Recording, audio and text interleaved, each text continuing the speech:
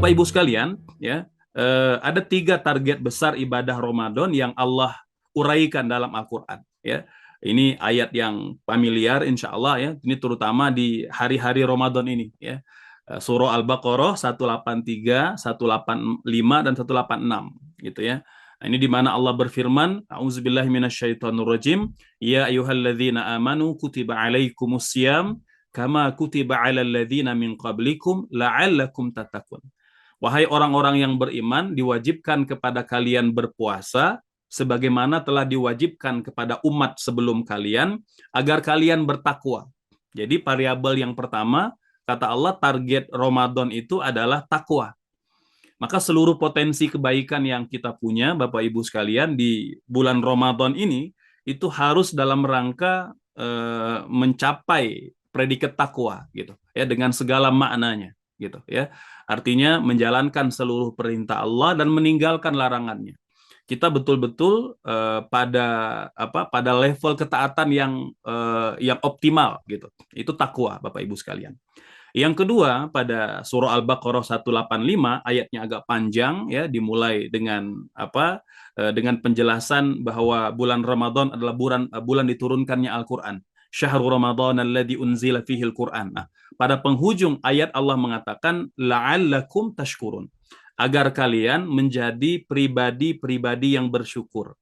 Maka kata para ulama, 2 variabel atau 2 target yang Allah sebutkan ya sebagai bagian dari target besar Ramadan ini melengkapi target takwa tadi. Artinya bahwa takwa dengan segenap makna yang dikandungnya itu adalah target utama ibadah puasa Ramadan. Nah, ada 2 variabel pendukung ya, dan ini sangat esensial. Yang pertama adalah orang Muslim itu harus menjadi orang yang banyak bersyukur kepada Allah Subhanahu wa taala. Dia merasa bahwa telah banyak nikmat yang Allah berikan kepadanya. Ya, dia tidak pernah kemudian kufur terhadap nikmat yang Allah berikan, gitu. Nah, ini Bapak Ibu sekalian, di antara variabel penting kalau kita melihat target puasa. Jadi menjadi pribadi yang bersyukur. Hari ini Bapak Ibu sekalian, itu banyak sekali perbuatan pelanggaran ya, dalam agama kita, apakah terhadap diri sendiri ataupun dosa kepada Allah atau dosa kepada manusia, itu banyak berawal dari kufur nikmat, gitu. Tidak mensyukuri nikmat yang telah Allah berikan kepada kita, gitu ya. Ada nikmat melihat, ada nikmat mendengar, ada nikmat berbicara, gitu ya. Bahkan nikmat sehat dan nikmat usia. Itu nikmat yang sangat besar, Bapak Ibu sekalian.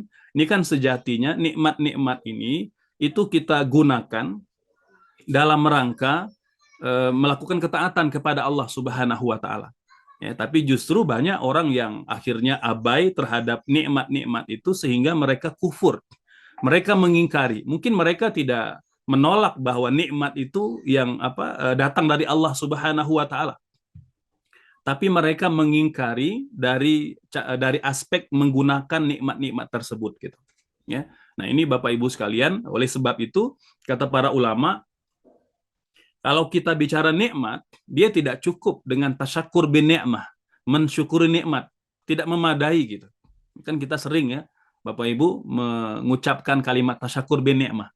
Ya, dapat rezeki, gitu ya. Apakah mungkin dari pekerjaan kita, dari profesi kita, atau dari hadiah dari orang-orang yang mungkin tidak kita duga-duga, gitu. Itu datang ya, hadiah rezeki itu kepada kita dalam bentuk apapun, gitu ya. Maka kita sering mengucapkan dalam rangka tasyakur bin ni'mah, saya mendapatkan hadiah ini, maka kita mungkin mengadakan kenduri misalnya, atau acara makan-makan dengan keluarga, dengan sahabat, gitu. Nah, padahal Bapak Ibu sekalian, yang esensial itu sebenarnya bukan semata-mata bersyukur pada nikmatnya, kata ulama, tapi tasyakur bin na'im, yaitu bersyukur kepada sang pemberi nikmat dengan cara menggunakan seluruh nikmat yang dia berikan untuk taat kepadanya, gitu. Nah, sementara ya banyak orang di antara kita yang gagal, gitu. Mereka sudah mensyukuri nikmatnya, tapi mereka tidak bersyukur kepada sang pemberi nikmat. Mereka tidak mengikuti tasyakur bin ni'mah itu dengan tasyakur bin na'im, dengan cara beribadah dan taat kepada Allah Subhanahu wa taala menggunakan segenap kebaikan-kebaikan dan nikmat yang telah Allah berikan. Nah, ini Bapak Ibu sekalian, target kita di bulan Ramadan. Maka semoga Ramadan tahun ini menjadi momen untuk kontemplasi gitu. Sudahkah kita menggunakan nikmat-nikmat yang Allah berikan kepada kita? Usia kita mungkin hari ini sudah 45, 50, 60, 70. Ya, kita introspeksi, sudahkah usia itu saya gunakan dalam rangka melakukan ketaatan kepada Allah Subhanahu wa taala? Berapa persentase yang telah saya gunakan dari umur saya itu untuk melakukan kebaikan? Nah, Bapak Ibu sekalian, kita masih diberi umur, masih diberi sehat, maka kita masih diberi peluang. Termasuk kita masih diberi peluang bertemu Ramadan. Nah, ini kesempatan ya untuk kita muhasabah, introspeksi. Ya, kita berharap semoga kita lebih baik dari tahun-tahun sebelumnya. Yang ketiga, variabel pendukung dari target ibadah puasa ini adalah kata Allah pada surah Al-Baqarah, ya, surah yang sama pada penghujung ayatnya 186, Allah berfirman, wa idza sa'alaka ibadi anni fa inni qarib. Wahai Muhammad, kalau hambaku bertanya tentang aku, katakan aku dekat. Ujibu da'watad da'i. Aku senantiasa mengabulkan doa orang-orang yang meminta kepadaku. Idza da'ani, kalau mereka meminta kepadaku. Falyastajibuli. Maka hendaknya ya dengan telah dikabulkan ya permintaan mereka, maka hendaknya mereka menyahut panggilan keimanan. Wal yu'minu bi, dan beriman kepadaku, la'allahum yarsyudun. Nah, ini variabel yang kedua setelah takwa, Bapak Ibu sekalian, ya, adalah bahwa kita diinginkan oleh Allah itu menjadi pribadi yang istiqomah. Tidak semata-mata beramal itu di awal-awal saja gitu, ya. Tapi bagaimana agar kita bisa konsisten dalam kebaikan, konsisten melakukan ketaatan, ya, dan tetap istiqomah melakukan amal soleh. Jadi tidak musiman. Makanya ada tagline yang diperkenalkan oleh para ulama tentang Ramadan, la takun rabbaniyan wa la takun ramadaniyan. Jadilah hamba-hamba Allah yang rabbani, ya, bukan menjadi hamba Ramadan. Artinya yang beribadah musiman saja, gitu, ya. Qiyamul lail ya di bulan Ramadan aja, gitu. Puasanya ya di Ramadan aja karena wajib, gitu, ya. Tahajudnya, ya, bagi-bagi takjilnya, infak sedekahnya hanya di bulan Ramadan. Padahal Allah inginkan dari kita, dari ibadah puasa Ramadan itu, kita tetap mempertahankan banyak kebaikan-kebaikan walaupun telah berakhir Ramadan. Makanya Bapak Ibu sekalian, setiap bulan itu kan ada amalan yang menjadi maskot. Itu kata ulama, cara Allah untuk menjaga agar kita istiqomah, agar tidak langsung drop dan meninggalkan semua amal-amal itu, gitu.